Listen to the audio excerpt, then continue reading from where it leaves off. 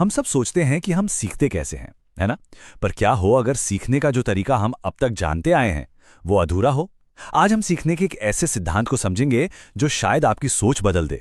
ये है वाइगोत्स्की का सिद्धांत, और इसका असली राज वो नहीं है जो ज्यादातर लोग सोचते हैं।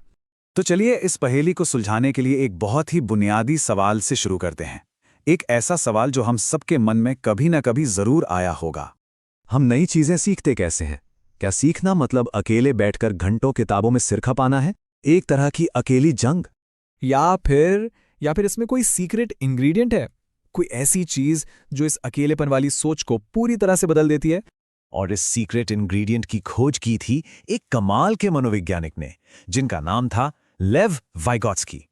इन्होंने सीखने को देखने का हमारा नजरिया ही बदल दिया। तो चलिए समझते हैं उनके इस क्रांतिकारी सिद्धांत को। तो वो सीक्रेट इंग्रेडिएंट क्या था? वो थे दूसरे लोग। जी हां, आपने सही सुना। वाइगोत्स्की का ये क्रांतिकारी विचार था कि सीखना कोई सोलो परफॉर्मेंस नहीं है, बल्कि ये एक सामाजिक काम है, एक कल्चरल एक्सपीरियंस है। वाइगोत्स्की ने खुद कहा था, एक बच्चा समाज से सीखता है और समाज के जरिए ही वो सोचने के काबिल बनता है। मतलब हम जिस तरह से सोचते हैं, हमारी सोच का जो ढांचा है, वो सब हमारे समाज और कल्चर की ही देन है। अच्छा, इस पूरे आइडिया का एक ऑफिशियल नाम भी है, सोशल कंस्ट्रक्टिविज्म। सुनने में थोड़ा भारी लग सकता है, पर इसका मतलब बहुत सीधा सा है कि ज्ञान पहले समाज में लोगों के बीच बनता है और फिर हम उसे अपना बना लेते हैं, उसे इंटरनलाइज कर लेते हैं। और वाइगोत्स्की को ही इसका जनक माना जाता है। और फिर आया उनका सबसे बड़ा और सबसे क्रांतिकारी दावा, सीखना विकास को जन्म देता है। अब ये उस जमाने में बहुत बड़ी बात थी, क्योंकि तब सब यही मानते थे कि पहले बच्चे का दिमागी विकास होता है और फिर वो सीखता है। वाइगोत्स्की ने तो पूरी बाजी ही पलट दी। ठीक है, तो ये तो समझ आ गया कि सीखना सोशल है, पर सवाल यह है कि ये होता कहाँ है? वो कौन सी जगह है जहां ये सारा जादू होता है?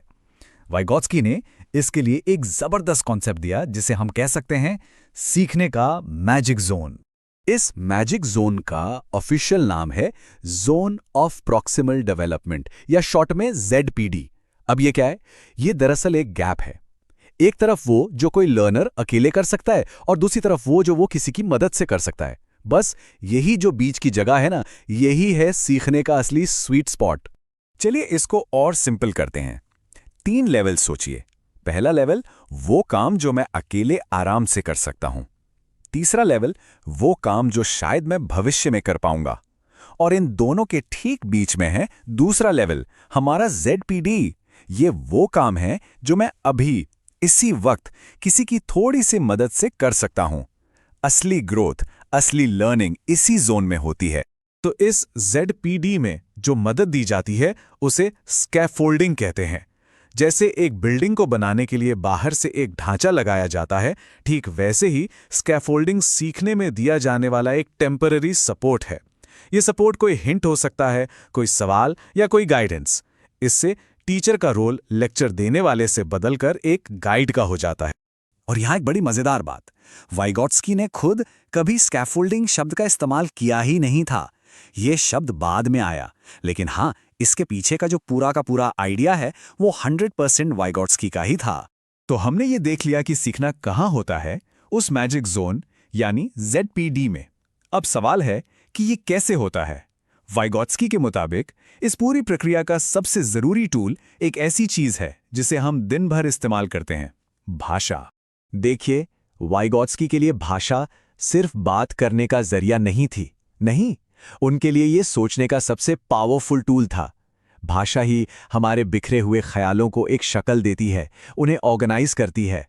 उन्होंने बताया कि कैसे भाषा बाहर की दुनिया से हमारे अंदर हमारे विचारों का हिस्सा बन जाती है। इसके 3 स्टेप्स हैं। सबसे पहले है सोशल स्पीच, यानी जब हम दूसरों से बात करते हैं।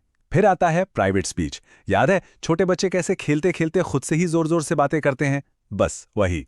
और आखिर में यही प्राइवेट स्पीच बन जाती है इनर स्पीच, हमारे मन के अंदर चलने वाली खामोश बातचीत, हमारी अपनी सोच। और यहीं पर वाइगोत्स्की और उनके एक और महान समकालीन जीन पियाजे के बीच एक बड़ा मतभेद था, खासकर प्राइवेट स्पीच को लेकर। पियाजे को लगता था कि जब बच्चे खुद से बात करते हैं तो ये उनका ईगोसेंट्रिज्म है, लेकिन वाइगोत्स्की का नजरिया बिल्कुल अलग था। उनके लिए तो ये एक सुपर हेल्पफुल टूल था। बच्चे खुद से बात करके खुद को गाइड करते हैं और प्रॉब्लम सॉल्व करते हैं। ये सारी बातें तो लगभग 100 साल पुरानी हैं। तो सवाल ये है कि आज की इस हाईटेक दुनिया में वाइगोस्की की आइडियाज़ क्यों ज़रूरी हैं? वेल, इनका असर आज भी हर जगह है।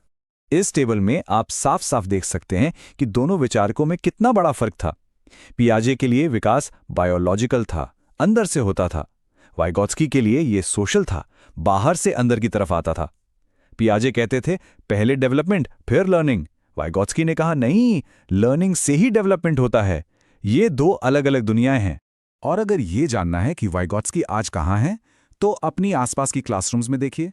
जो ग्रुप प्रोजेक्ट्स होते हैं, पीयर ट्यूटरिंग होती है, जहां एक स्टूडेंट दूसरे को पढ़ाता है, डिस्कशन बेस्ड लर्निंग, ये सब वाइगोत्स्की के ही आइडियाज का नतीजा है। और आखिर में एक सवाल जिसके साथ मैं आपको छोड़े जा रहा हूं।